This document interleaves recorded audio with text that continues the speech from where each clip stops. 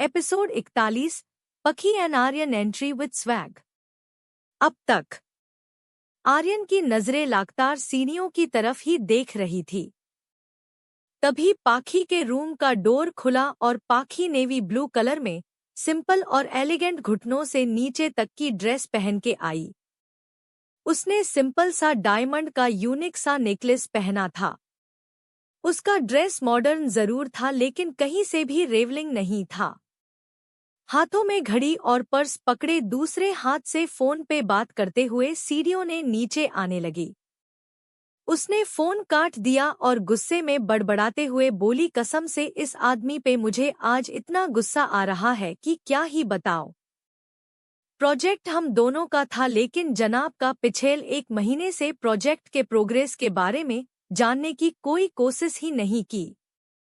और आज project complete होने पे जो पार्टी दी गई थी उस पे भी इस इंसान ने न कोई जानकारी ली और न ही कोई हेल्प की। समझ नहीं आता दिमाग है या उसके जगह भूसा भरा है। क्या हुआ किट्टी? ये सुनते ही उसने देखा तो आर्यन खड़े खड़े दांत दिखा रहा है। पाखी ने बोला, हाँ तुम सभी जानवरों के ही नाम रखना। क्यों भड़क रही हो किट्टी? अच्छा चलो मूड ठीक करो और चलिए, सभी समय हो गया। पता चला गेस्ट आ चुके हैं लेकिन होस्ट अभी घर पे ही है। अब आगे। इस समय रॉय मेंशन के आगे एक से बढ़ के एक लग्जरी कारें खड़ी थी। सभी दुनिया के महंगी कारों में से थी। पहली में दादाजी, पापा, मम्मी बैठे। उसके बाद वाली में रोहन मेघा के साथ बैठा। उसके पीछे मयंक, पीयूष, विवेक बैठे। उसके पीछे पाखी, आर्यन और नैना बैठे। सभी गाड़ियां फुल सिक्योरिटी के साथ वहां से निकल गई। नैना ने अपना बकबक चालू कर दिया।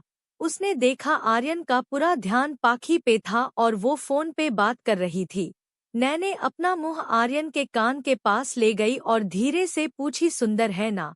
तो आर्यन ने बोला, बहुत सुंदर है। नैना ने पूछा, प्यार करते हो? आर्यन ने बोला, हाँ बहुत ज्यादा सालों से। तभी उसे ध्यान आया और घूर के उसे देखने लगा तो नैना ने बोला, रिलैक्स, ये सीक्रेट हम दोनों के बीच में ही रहेगा। नैना ने दांत दिखा दिए और बोली, आप मेरी पाखी के लिए मुझे पसंद हो लेकिन आपको पता नहीं है उसकी सगाई वीरांशु ठाकुर के साथ तय कर दी गई है। अगर ऐसे ही गूंगे बने रहे न तो दुल्हनिया कोई और उड़ा ले जाएगा। फिर कुछ साल बाद उसके बच्चे आपको मामू मामू कह के बुलाएंगे। आर्यन ने बोला, चुप करो माते, क्या बक बक कर रही हो? चिंता मत करो, अब तुम मेरी तरफ हो तो हम दोनों मिलके कोई न कोई रास्ता निकल ही लेंगे। पाखी ने बोला, क्या खुसुर फुसुर हो रही है आप दोनों में? नैना ने बोला, ओ मैडम, जब तू अपने फोन में घुसी है तो हम मासूम क्या करे, कुछ तो करना पड़ेगा ना। वैसे पाखी, तेरा वो चिलगोजा आज कल कहाँ है? बहुत दिन हो गए देखा नहीं। पाखी ने लापरवाही से बोला, आज कल नई चिड़िया आई है, उसी के साथ बिजी है। ओ माता जी, ये क्या सुन लिया? मतलब कल तक जो तेरे पीछे पागल था अचानक नई बुलबुल के पीछे तुझे भूल गया। लेकिन तुझे देख के मुझे ऐसा क्यों लग रहा है कि तुझे कोई फर्क नहीं पड़ता। पाखी ने बोला, देख, उसे देख के मुझे उसके अंदर से बैड इंटेंशन कभी महसूस नहीं हुआ। और दूसरी बात, मैं अपने माता पिता का दिल दुखाना नहीं चाहती थी। बचपन से जिस माँ और पापा के प्यार के तरसी थी वो मुझे मिल रहा था तो मैंने भी उनका मान रखने के लिए हाँ बोल दिया। और वैसे भी मैं शादी के पहले तक उसके इंटेंशन जानना चाहती थी। अगर सब ठीक रहता तो ठीक, वरना कुछ न कुछ करते। नैना ने बोला, वाह, मतलब तूने पहले से ही सब सोच रखा था। पाखी ने डेविल स्माइल दी और बोली, जिंदगी में बहुत कुछ देख लिया है झुनझुन डार्लिंग, कि अब किसी के ऊपर विश्वास बहुत मुश्किल से होता है। और उस दिन के कांड के बाद वीरांशु ने एक बार भी फोन करके अपनी सफाई पेश नहीं की, ना ही कभी मिलने आए, ना कोई मैसेज या फोन किया। तो मैं क्यों ही अपना दिमाग खराब करूं? वो आज के पार्टी में आएगा या नहीं? पाखी ने बोला, प्रोजेक्ट तो मैंने अकेले पूरा कर लिया, लेकिन इस पार्टी में सभी क्लाइंट और बड़े बड़े बिजनेसमैन आएंगे, उसके लिए उसे आना ही पड़ेगा। बाकी वो जाने, उसका काम जाने। ये मेरा उसके साथ आखिरी प्रोजेक्ट था। पागल है बिल्कुल। और जानती हैं उसकी नई चिड़िया कौन है? नैना ने पूछा, कौन है, क्या मैं उसे जानती हूँ? पाखी ने बोला, जानती तो नहीं हो, लेकिन मिल चुकी हो, वो भी कभी दिलचस्प थी हमारी मुलाकात। नैना ने पूछा, कौन? पाखी ने बोला, वही वाटरलैंड वाली लड़की जिसको काफी बेइज्जत करके वहां से निकला था हमने। ओ गॉड, ये क्या बंदी तो सीधा तेरा फियोंसे छीन गई, चंट कही की।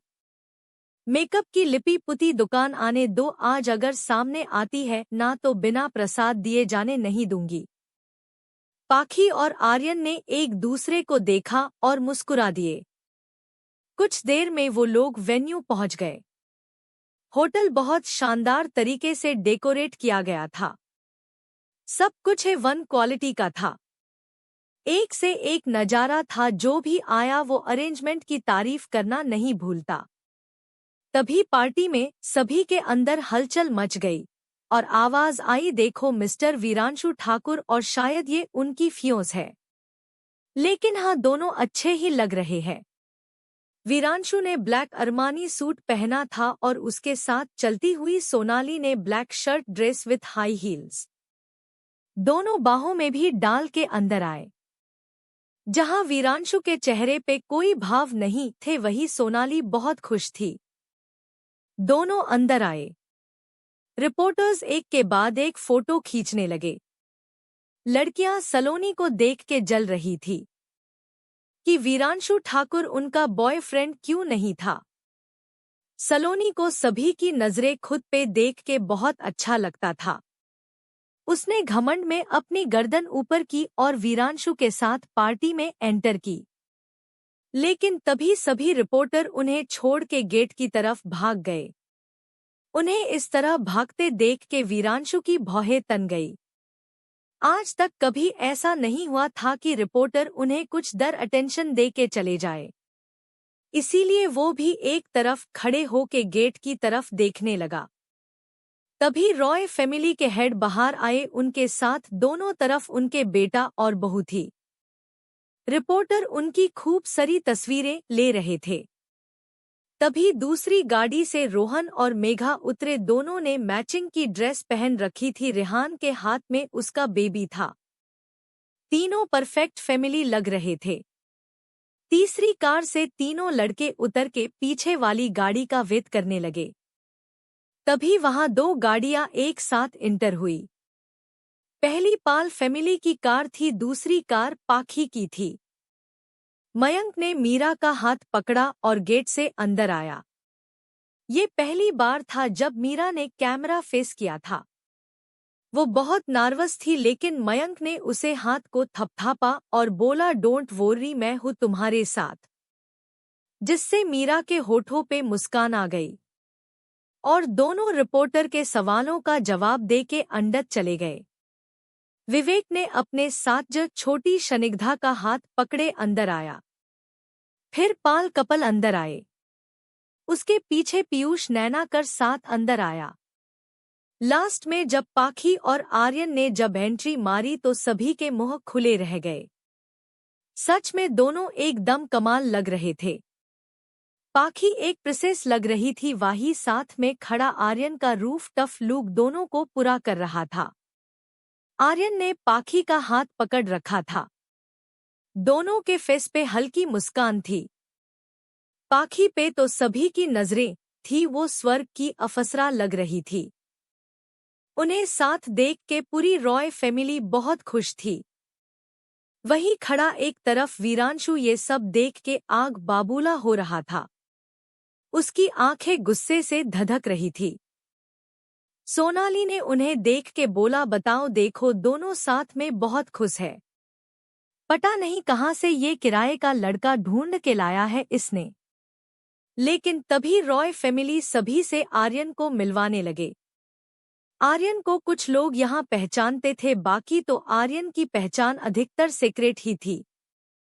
पाखी भी सभी से हंस के बातें कर रही थी। एपिसोड 42। तुमसे प्यार करने की इजाजत रब से लाया हूँ। तुमसे प्यार करने की इजाजत रब से लाया हूँ। अब तक आर्यन ने पाखी का हाथ पकड़ रखा था। दोनों के फेस पे हल्की मुस्कान थी। पाखी पे तो सभी की नजरें थी, वो स्वर्ग की अफसरा लग रही थी। उन्हें साथ देख के पूरी रॉय फैमिली बहुत खुश थी।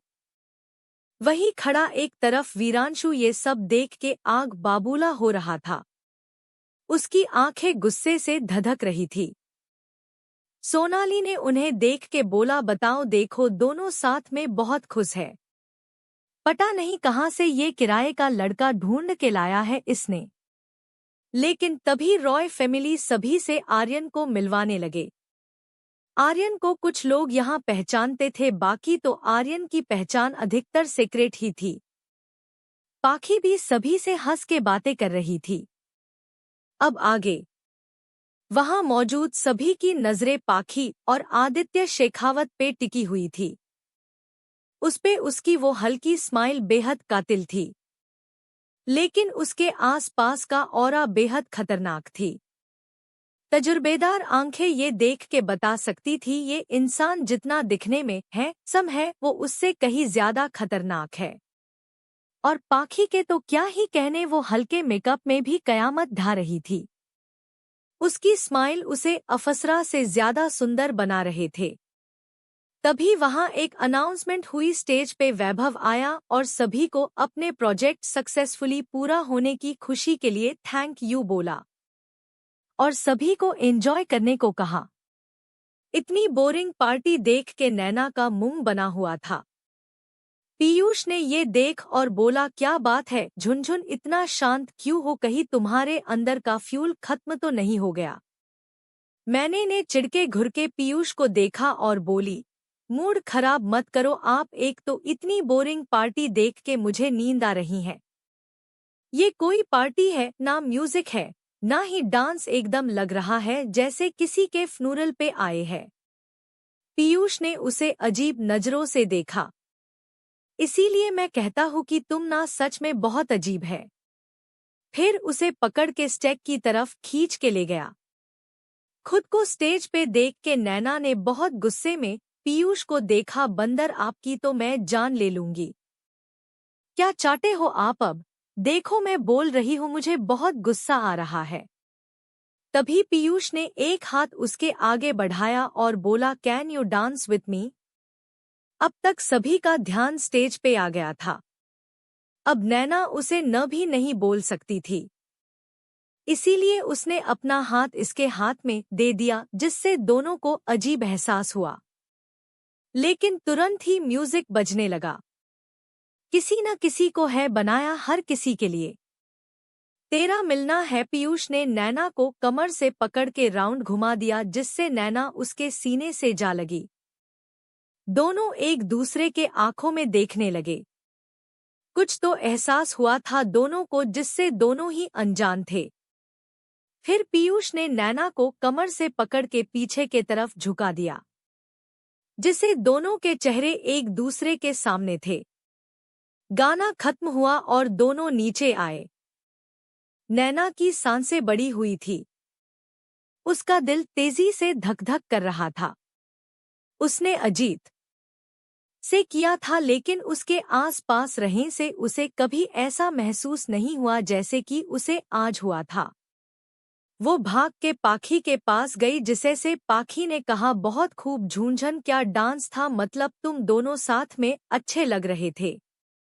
लाइक मेक फिर ईच अदर, जिससे नैना के कान लाल हो गए। सिमी जी ने रोहन को देखा तो रोहन ने गहरी सांस ली और उस दिन का वाकया सभी को सुना दिया, जिसे रॉय फैमिली को वीरांश पे बहुत गुस्सा आया।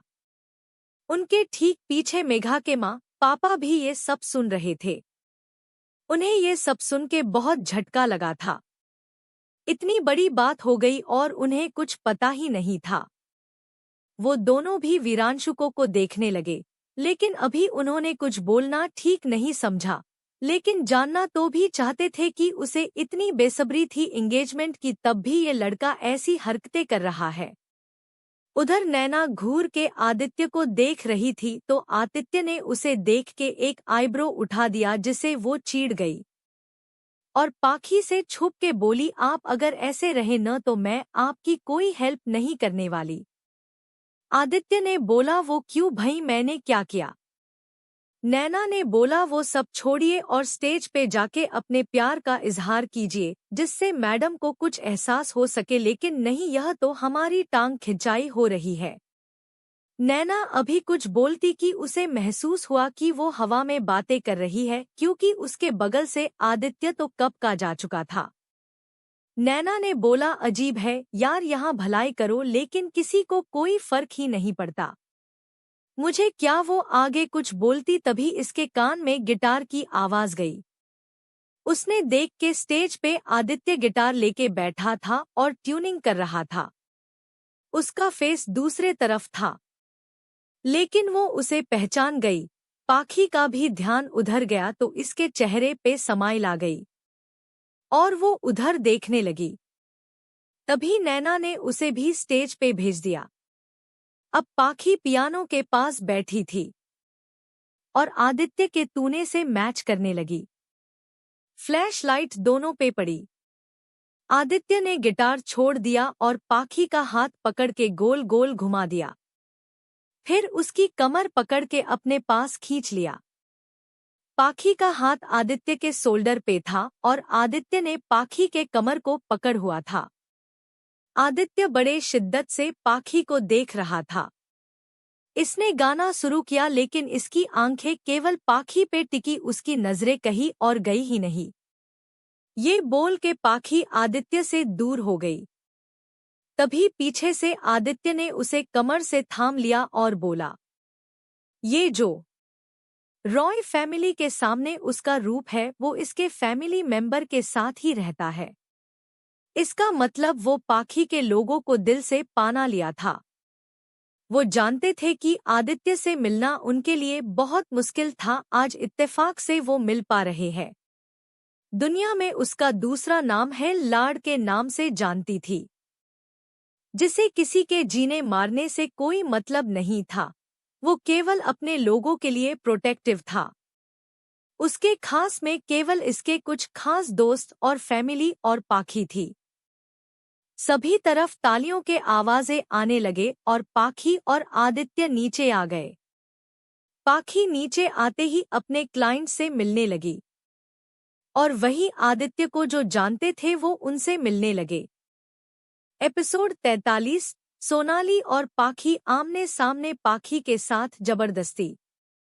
अब आगे जैसे ही दोनों स्टेज के नीचे आते हैं, आदित्य अपने बिजनेस क्लाइंट से मिलने चला जाता है और पाखी आगे बढ़ के अपने फैमिली के पास जाने लगती है।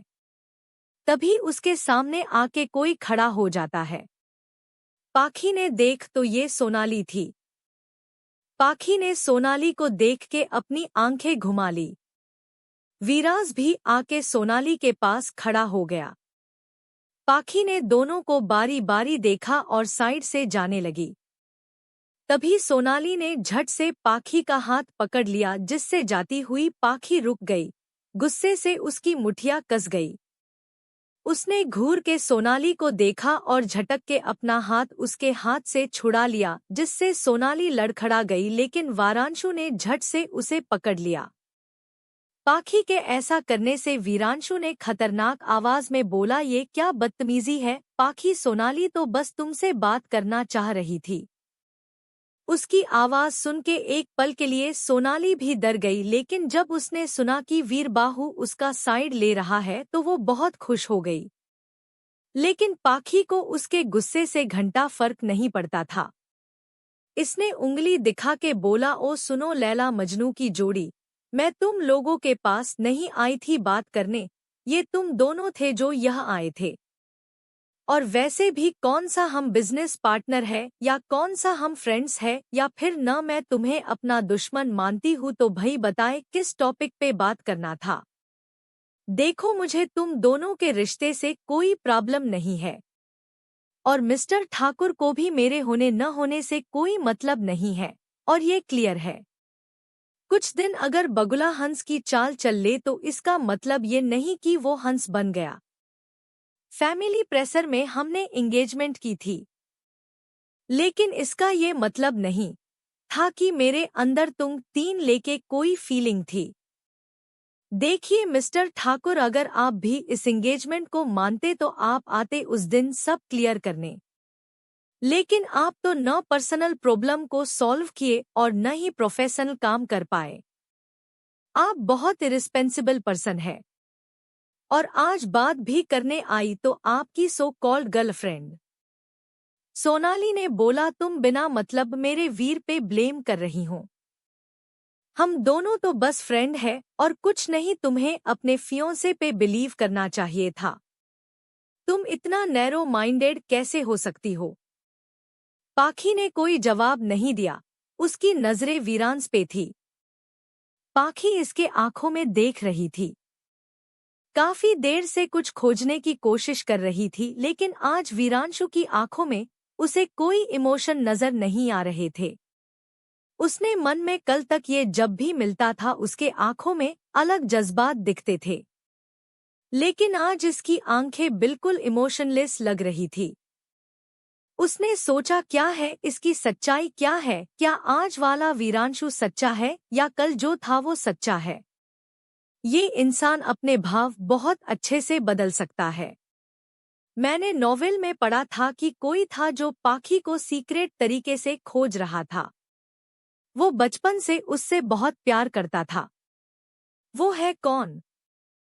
सोनाली ने देखा कि पाखी बहुत देर से वीरानश को घूर रही है तो उसके तन बदन में आग लग गई। उसने झट से वीरांश के हाथ को कस के पकड़ लिया। ये होते ही वीरांश ने सोनाली को तरफ नरम नजरों से देखा। सोनाली ने बोल, वैसे पाखी वो तुम्हारे साथ वो लड़का कौन है? वैसे काफी रिच और हैंडसम भी है। क्या वो तुम्हारा दोस्त है या बॉयफ्रेंड? पाखी ने बोला, वो जो कोई भी हो, it's not your business. Just mind your one business. Sonali Prajapati. And please excuse me, I am not feel like you. Enjoy था पार्टी। ये बोल के पाखी वहां से चली गई। सोनाली तो यहाँ उसे सुनाने और जलने आई थी, लेकिन पाखी तो उल्टा उसे ही सुना के चली गई, जिससे उसे बहुत गुस्सा आया। जबकि पाखी ने कभी उसे ऑफेंड नहीं किया। हर बार सनकी ही जबरदस्ती घुसती थी। पाखी जब अपनी फैमिली के पास पहुंची तो वहां वीरांशु के माँ पापा भी थे। पाखी को देख उन लोगों ने उससे अपने बेटे की तरफ से माफी मांगी, लेकिन पाखी को अब कोई परवाह नहीं थी। उसने मन में सोचा, क्या उसे कोई सच्चा प्यार करने वाला नहीं मिलेगा क्या, जो सिर्फ उसे चाहे, उसकी अच्छाइयों और बुराइयों के साथ उसे दिल से अपनाए। लेकिन इस तीन कुछ कहना ठीक नहीं समझा। पाखी ने मुस्कुरा के बोला, कोई बात नहीं, आप सब चिंता मत कीजिए, जो होता है वो अच्छे के लिए होता है। ये बोले वो अपने फैमिली के पास चली गई। सभी ने लास्ट में कहा पिया और पार्टी लेट नाइट ओवर हुई और सभी घर चले गए। लेकिन जो दूर से आए थे उन लोगों ने होटल में ही बुकिंग करवा रखी थी तो वो सभी वहां चली गई। पाखी ने अपने कमर में आके पर्स और एसेसरीज दूर फेंका और बाथरूम में घुस गई। बाथटब में गर्म पानी भर के उसमें बैठ गई, जिससे उसके शरीर के थकान में बहुत राहत मिली। 1 घंटे के बाद वो बाहर आके हल्के कपड़े पहन के बेड में लेट गई और उसे जल्दी नींद भी आ गई। आदित्य खुद सोने के पहले एक बार पाखी के कमरे में आया और बड़े प्यार से उसे देखने लगा। रूम में हल्की पीली रोशनी जल रही थी, जिसे पाखी का रूप और दमक रहा था। उसने बड़े प्यार से उसका बाल उसके चेहरे से हटाया और बोला, जाने कब आप हमारी आंखों में मेरे जज्बात पद पाएंगी। काश कोई चमत्कार हो जाए और आप मेरी हो जाए। और हौले उसके माथे को चूम के वो वहां से चला गया। ठाकुर मेंशन में रात के 12 बजे एक कार अंदर आती है और उसमें से वीरांशु बाहर आता है। हॉल और बाकी जगह अंधेरा था। उसने जैसे ही अपने कमरे में जाने के लिए दीदी पे कदम रखा, एकदम से चारों ओर रोशनी हो गई। कहाँ जा रहे हैं आप वीर? ज़रा यहाँ आइए, हमें आपसे बात करनी है। वीर ने लंबी सांस छोड़ी और घूम के हॉल के सोफे के पास आया, जहाँ इस समय इसकी माँ बैठी उसी का इंतजार कर रही थी। जी माँ, बोलिए क्या बात है? उसकी माँ ने बोला, वो तो आप हमें बताएंगे न वीर की क्या बात है। आखिर ये सोनाली के साथ आप कर क्या रहे हैं? और अगर आपको सोनाली पसंद थी तो आपको पाखी से सगाई करें का इतना उतावलापन क्यों था? क्यों उस बच्ची के साथ उसके इमोशन के साथ मजाक किया? मेघा भी अपने ससुराल वालों के सामने बहुत शर्मिंदा थी। उसे भी कुछ समझ नहीं आया कि वो क्या जवाब दे। वो तो उसके ससुराल वाले बहुत अच्छे हैं कि किसी ने कुछ बोला नहीं। अगर इन लोगों ने वाला भरी महफिल में कुछ बोला होता तो वीर। चलिए उन सभी को छोड़ी, तीन आप हमें बस इतना बताइए, आखिर आप ये सब कर क्यों रहे हैं? देखिए बेटा, अगर कोई बात है तो बताइए, हम हैं ना, हम करेंगे आपकी मदद। वीरांश ने अपने चेहरे को उनकी पकड़ से छुड़ाया और बोला, माँ आप जाके सो जाइए और हाँ, मेरी अफेयर्स के बीच मत आइए। जाइए और कुछ मत सोचिए। ये बोल के को वहां से चला गया और बेचारी इसकी माँ सोफे पे अपना सर पकड़ के बैठ गई। वो जब ऊपर पहुंचा तो उसके पिता वहां खड़े सब तमाशा देख रहे थे। वीरांशु ने उन्हें देखा और बोला, समझा लीजिए अपनी बीवी को, मुझे बिल्कुल किसी को दखलंदाजी मेरे लाइफ में नहीं चाहिए। इसके पापा ने कुछ नहीं बोला और वीरांशु अपने रूम में जाके सो गया। अगली सुबह किसी के जिंदगी की उल्टी गिनती शुरू। एपिसोड 44, पाखी के साथ जबरदस्ती। पाखी के साथ जबरदस्ती। अब आगे जानते हैं। आप सभी को कंफ्यूजन है, लेकिन सभी कंफ्यूजन दूर होने में 1-2 एपिसोड तो लगता ही है। स्टेप बाय स्टेप परतें खुलेंगी और आप सभी को विलेन और हीरो के कैरेक्टर क्लियर हो जाएगा। जब तक सस्पेंस न हो, कहानी का क्या ही मजा। Please stay with me. एक हफ्ते बाद आर्यन ने अपना विला वहां मेंटेन करा लिया था और वो वहां शिफ्ट हो चुका था। उसने अपना बिजनेस इंडिया से ही कंटिन्यू कर लिया था। आर्यन का रिश्ता अब रॉय फैमिली और उनके बेटों के बहुत मजबूत हो गया था। पाखी अपने केबिन में बैठी कुछ फाइल पढ़ रही थी। तभी वैभव केबिन में परमिशन लेकर आता है। पाखी ने पूछा, एचएम क्या हुआ वैभव? वैभव ने बोला, बॉस आपकी मीटिंग है शाम में होटल अदिति में। पाखी ने हाँ में सर हिलाया और बोली, मीरा अभी अपनी फैमिली से मिलके लौटी कि नहीं? वैभव ने बोला, नहीं बॉस, आज शाम को आ जाएगी। पाखी ने हाँ में सर हिलाया और वैभव वहां से चला गया। तभी उसके फोन पे कॉल आया। हाँ आर्यन बोलिए। आज शाम में डिनर पे चले। पाखी ने बोला, वो एक्चुअली शाम में होटल अदिति में मेरी मीटिंग है, उसके बाद चलते हैं। आदित्य ने बोला, ओके। दोनों ने फोन रख दिया। पाखी वापस अपने काम में लग गई। शाम में होटल के प्राइवेट एरिया में, जहां बड़े बड़े बिजनेसमैन मीटिंग के लिए आता है, वहां पाखी बैठ के अपने क्लाइंट मिस्टर खन्ना से प्रोजेक्ट डिस्कस कर रही थी। उसका पूरा ध्यान अपने प्रोजेक्ट पे था। इस समय वैभव वहां नहीं था, वो कार से एक फाइल लेने गया था। तभी किसी ने मिस्टर खन्ना को कुछ ईसरा किया और किसी ने पाखी के ड्रिंक के साथ कुछ गोलमाल कर दिया था। पाखी ने जैसे ही 1-2 शिप लिया, उसका सर घूमने लगा। उसने इसके आगे नहीं पिया, उसे कुछ शक होने लगा। उसने अपना फोन उठाना चाहा, लेकिन उसका फोन वहां था ही नहीं। पाखी ने बड़ी मुश्किल से अपने घड़ी के बटन को दबाया।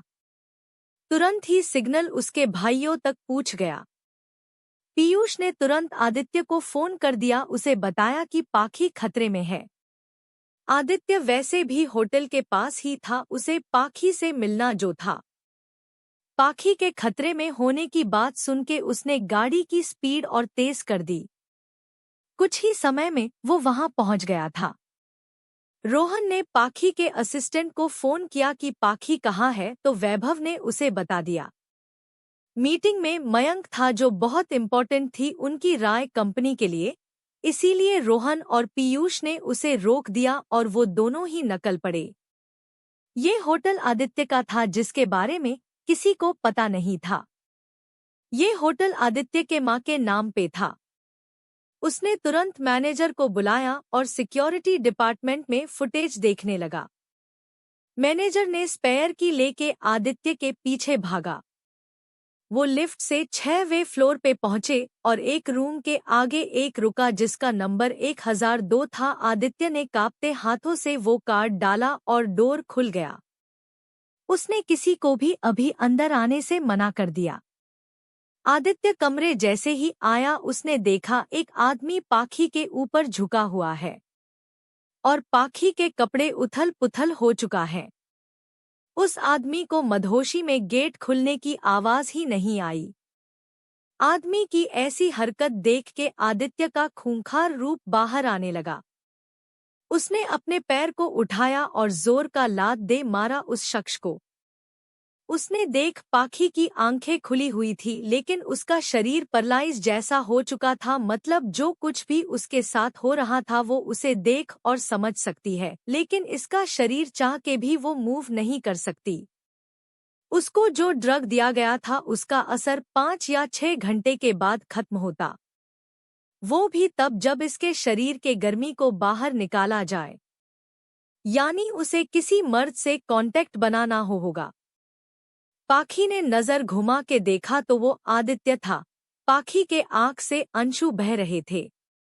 आदित्य ने इसके अंशु पोंछे और झट से उसे वहां के चादर से ढका और हॉस्पिटल लेके भागा। उसने अपने लोगों से उसके भाइयों को खबर पहुंचा दी थी और जो पाखी के साथ जबरदस्ती करने की कोशिश कर रहा था और जिसके साथ मीटिंग थी उन सबको आदित्य के गार्ड्स पकड़ चुके थे। पाखी इस समय हॉस्पिटल बेड पे पड़ी थी। डॉक्टर उसको एग्जामिन कर रहे थे। वो इस ड्रग को कुछ हद तक को कंट्रोल कर सकते थे, लेकिन पूरा नहीं। ये ड्रग बहुत खतरनाक ड्रग में से एक है। पाखी को 3 दिन के बाद होश आता है। पाखी के होश में आने पे सभी डॉक्टर उसे चेक करने लगे। अभी उसके पास कोई नहीं था, अब वार्ड के बाहर थे। डॉक्टर ने बाहर खड़े सभी को बोल दिया कि अब ठीक है, आप मिल सकते हैं। ये सुनते ही उसके तीनों भाइयों के साथ साथ आदित्य भी अंदर आया। पाखी बिना किसी भाव के एक टक सीलिंग को देखे जा रही थी। जाने क्या सोच रही थी, उसे किसी के अंदर आने का कुछ पता नहीं चला। तभी उसके सर पे किसी ने प्यार से सहलाया। पाखी ने इस ओर देख तो ये उसका बड़ा भाई रोहन था। दूसरे उसका हाथ किसी ने पकड़ रखा था। पाखी ने नजर घुमाया तो वो पीयूष था और मयंक सामने खड़ा उसे भरी आंखों से देख रहा था। आदित्य दरवाजे से टिक के एक टक पाखी के हर एक मूव को देख रहा था। वो समझने की कोशिश कर रहा था कि पाखी कैसे रिएक्ट करेगी। तभी पाखी के आंखों से आंसू गिरने लगे, वो जोर जोर से रोने लगी। रोहन ने उसके बेड पे बैठ उसे सीने से लगा लिया। इस समय सभी की आंखें नम थी। कैसे भाई थे वो, उसकी बहन हर बार उन्हें मदद के लिए आवाज देती लेकिन वो कभी समय पे पहुंच ही नहीं पाते। नहीं बच्चे चुप हो जाइए, आप तो बहादुर है ना, अगर आप ठीक होती तो इनके जैसे 10 भी एक साथ आपको हरा नहीं सकते थे। पाखी ने रोते हुए ही बोला, यही तो दुख है भाई सा कि खुद सक्षम थे कि कोई हमें छू नहीं सकता, लेकिन उन लोगों ने हमें सजिश में फंसाया और इस कदर लाचार कर दिया कि हम सब कुछ देख सकते हैं, समझ सकते हैं, लेकिन खुद का बचाव हम चाह के भी नहीं कर सकते।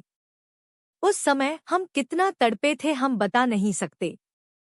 अगर कुछ अनर्थ हो गया होता तो शायद हम जीने की चाह को देते, हम खुद को खत्म कर देते। मयंक ने जोर से चिल्लाई, चुप रहिए, ये क्या बोल रही है। मयंक ने पीयूष को साइड हटाया और पाखी को अपने पास खींच लिया। आप हमारी जान है, हमें माफ कर दीजिए, हम समय पे नहीं पहुंच पाते। लेकिन ये क्या बोल रही है, आप तो शेरनी है, ऐसी कैसी बातें बोल रही है। आप कभी अपवित्र नहीं हो सकती। इन कीड़ों के वजह से जो दूसरों को लाचार करके फायदा उठाते हैं वो कभी मर्द नहीं होते। उनके लिए आप खुद को खत्म करती।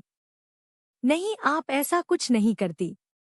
अब से आपको सिक्योरिटी हम और बढ़ा देंगे और जो भी इन सब के पीछे है हम उसको खोज निकलेंगे। पाखी ने हाँ सर हिलाया। पाखी दवाइयों के असर से दोबारा सो गई। तीनों भाइयों ने अपना सर पकड़ लिया और वही के सोफे पे बैठ गया। आर्यन अभी भी वही खड़ा था, उसे समझ ही नहीं आ रहा था कि कैसे खुद को रोके। उसे बहुत मन हो रहा था पाखी को अपने सीने में छुपा लेने का, उसके सर को दाने का। लेकिन इससे पहले इसे इन सभी को सबक सिखाना था। में मास्टरमाइंड कहीं छुप के बैठा है, उसके लोग चारों ओर खूंखार भेड़िए के जैसे खोज रहे हैं। जैसे जैसे समय बीत रहा था उसका मन कर रहा था सारी दुनिया में आग लगा दे। उसे अपनी पाखी की ऐसी हालत देखी नहीं जा रही थी। रॉय फैमिली में उसके गई ने बोला था कि पाखी उन तीनों के साथ बिजनेस ट्रिप पे किसी प्रोजेक्ट के सिलसिले में जा रही है और वहां फोन भी नहीं लगेगा। इसीलिए किसी को पता ही नहीं था कि पाखी के साथ इतना बड़ा हादसा हो गया। एपिसोड 45, पाखी की बेचैनी। ये रम्या कौन है? पाखी का मां दुर्गा रूप। अब तक आदित्य अभी भी वही खड़ा था, उसे समझ ही नहीं आ रहा था कि कैसे खुद को रोके। उसे बहुत मन हो रहा था पाखी को अपने सीने में छुपा लेने का, उसके सर को दाने का।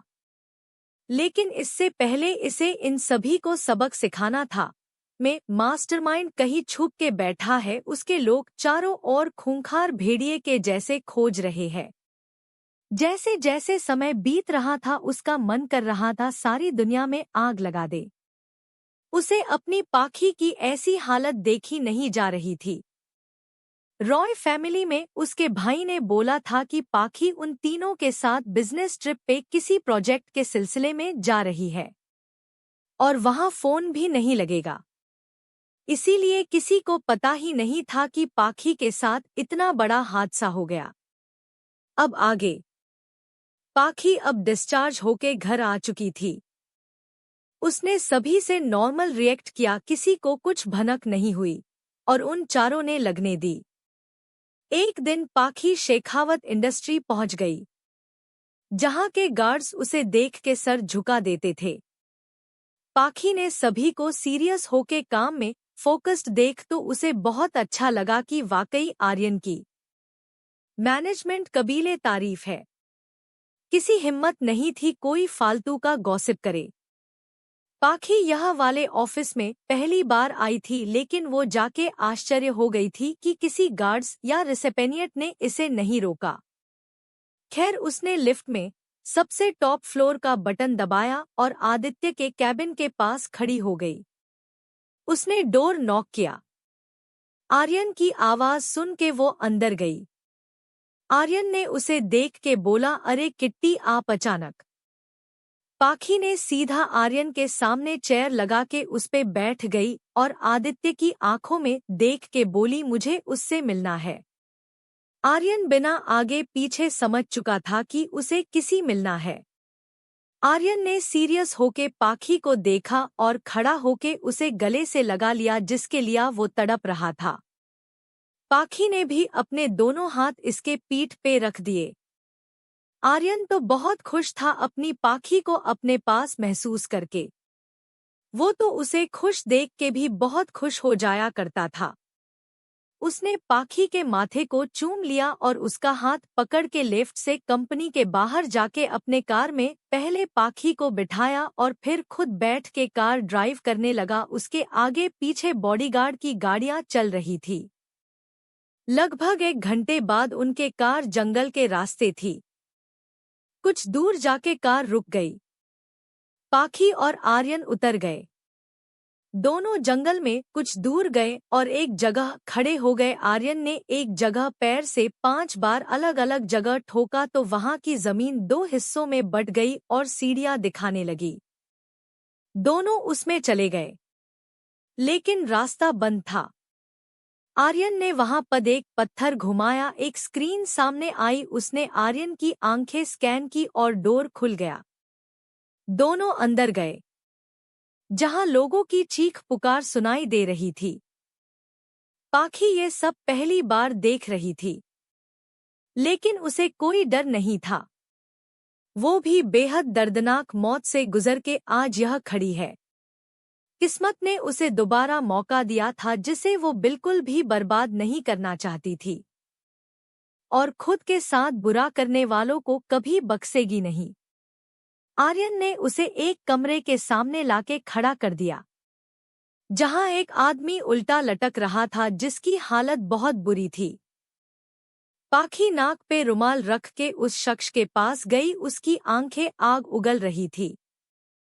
उसने गुस्से से वहां पड़ा हर चीज तोड़ना शुरू कर दिया और गुस्से में आर्यन के पास आई और उसके कंधे को जोर से पकड़ लिया और बोली, ये वो नहीं है, ये वो नहीं है। उसकी शक्ल भले ही अलग हो, लेकिन उस शख्स की बॉडी फ्रेग्रेंस मैं पहचानती हूँ। उसने अपना सर पकड़ लिया और दिमाग पे जोर देने लगी।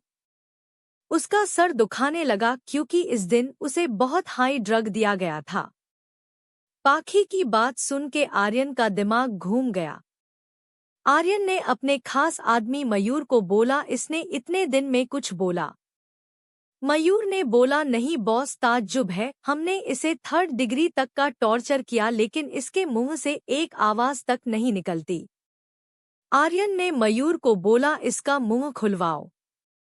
मयूर को कुछ समझ नहीं आया, लेकिन वो आर्यन से कोई सवाल कर ले ये मुमकिन नहीं था। पाखी भी कन्फ्यूज होके आर्यन को देख रही थी। 2 गार्ड आगे आए और उन्होंने उस आदमी का जबड़ा खुल दिया। उसका मुंह देख के उनके होश उड़ गए। पाखी तो लड़खड़ा गई। आर्यन ने उसे पकड़ के अपने सीने में छुपा लिया। आर्यन ने बोला, वो जो भी है बहुत शारीरता से अपनी चाल चले है। 4 दिन हो गए और हमें कोई क्लू नहीं मिला। पाखी ने बोला, वो जो कोई भी है हमारे आसपास है। अगर वो इंसान एक बार और मेरे आसपास आए तो मुझे यकीन हो जाएगा कि चल क्या रहा है। आर्यन ने मयूर को इशारा किया और आर्यन पाखी को लेके वहां से चला गया। उसके जाते ही मयूर ने इस आदमी का काम तमाम कर दिया। कुछ समय बाद आर्यन पाखी को लेके एक रेस्टोरेंट में बैठा था। इस रेस्टोरेंट के बाहर का व्यू बहुत खूबसूरत था। यह आके पाखी का मूड काफी हद तक ठीक हो गया था। दोनों कॉफी पी रहे थे, तभी उन्हें ही किसी की आवाज सुनाई दी।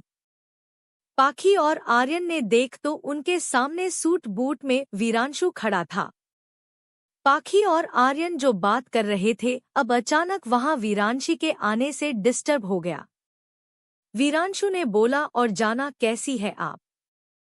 मानते हैं जो हुआ ठीक नहीं हुआ, लेकिन फिर हम एंगेज्ड है। वो सिर्फ मेरी दोस्त है और कुछ नहीं, प्लीज गलत मत समझो। वीरांशु के इतने कॉन्फिडेंस से, खुद को डिफेंस करने की काबिलियत से वो एकदम हैरान थी। पाखी ने एक बार फिर वीरांशु के आंखों में देखा, जहां कुछ अजीब से भाव दिख रहे थे जो वो समझ नहीं पा रही थी। लेकिन उसके आने से पता नहीं उसे अब बेचैनी होने लगी थी। उसने दोनों को एक्सक्यूज बोल के वहां से बाहर भाग गई। आर्यन पाखी को ऐसे रिएक्ट करते बड़े ध्यान से देख रहा था। वीरांशु उसके पीछे जाता, लेकिन आर्यन ने उसे पकड़ के अपने पास बिठा लिया। मिस्टर शेखावत, आपको कुछ कहना था। देखिए, मुझे मेरी फियोंसे को मानना है। आर्यन ने बोला, देखो ठाकुर साहब, इतने इनोसेंट मत बनो। पाखी भले ही नहीं जानती हो, लेकिन मैं तुम्हारे रग रग से वाकिफ हूँ। So please stop your silly act. Veeranshu आके आर्यन के सामने बैठ गया। आप कैसी बातें कर रहे हैं शेखावत साहब, हम भला ऐसा क्यों करेंगे? हम दोनों इंगेज्ड हैं और जो भी गलतफहमी है उसे मैं जल्द ही दूर कर दूंगा। उसकी इस बात पे आर्यन जोर जोर से हंसने लगा, फिर रुक के बोला, अच्छा तो ठाकुर साहब हमें बताए ये रम्या कौन है? ये नाम सुनते ही वीरांशु के भाव बदल गए, लेकिन फिर भी वो शांत बैठा रहा। उसने बोला, मैं नहीं जानता ये रम्या कौन है। आर्यन ने बोला, है मानना पड़ेगा बड़े पहुंची हुई चीज हो, लेकिन हम भी आर्यन है। पाखी को दोबारा हार्म करने के बारे में या कोई गंदी ट्रिक खेलने के बारे में सोचा भी तो बीच में ये आर्यन शेखावत तुम्हें मिलेगा। And trust me, I'll not give you a single chance to hurt her agent। वीरांशु ने बड़े अजीब भाव से उसे देखा और बोला, हम तो जो है सो है, लेकिन आपका क्या शेखावत साहब, आपका उससे आखिर ऐसा कौन सा रिश्ता है जो वो आपसे एयरपोर्ट भरे समझ के बीच आपके ऊपर कूद गई? उससे तो उसे कोई शर्म नहीं आई कि वो किसी से इंगेज्ड है। और मैं क्या, थोड़े दिन किसी के साथ घूम लिया हम बुरे हो गए?